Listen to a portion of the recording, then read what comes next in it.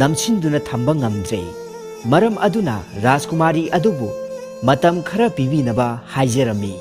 Rajkumari aduga matam khara yetnarbagi matungda wafam adu Rajkumari na yabiraklami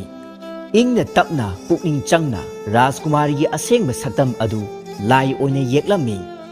lai adu yekpa loiraga Rajkumari da pirambagi mahutta lai yekpa aduna mangonda oina thamjilami nongma lai yekpa adu tuminna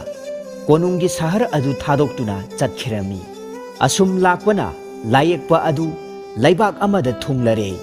mafam adugi ningthongna phajaba lai yeksing adu ubada pukning luplammi mahakna Rajkumari gi ayekpa lai adu lairami lai adugi mamal oina lai yekpa aduda sana lupa kaya marumsu pirami ningthongna madu achauba ka amada thelami auba khudingmakna Rajkumari gi ayekpa lai aduna sumhatpagi mantrana yengingduna ta laihankhi pumnamakna ayekpa Rajkumari asi kanano haiba khangnamde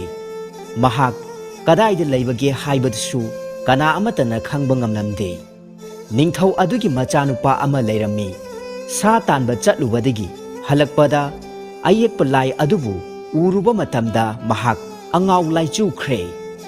apambana thumhatlaba Rajkumar karigumba amata pukning changlamde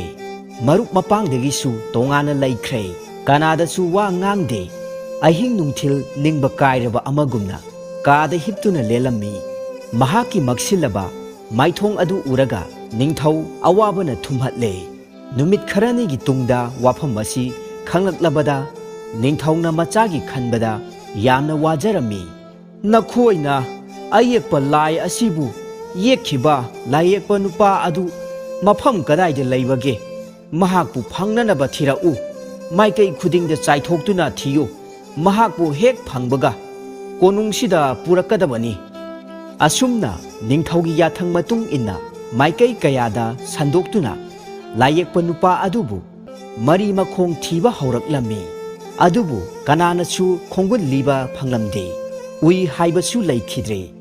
mahak kadaida chatkhi haibasu kana amatana khanghaude Rajkumar gi lichat sajat maong matau asi nongma nongmagi asum mangsilakle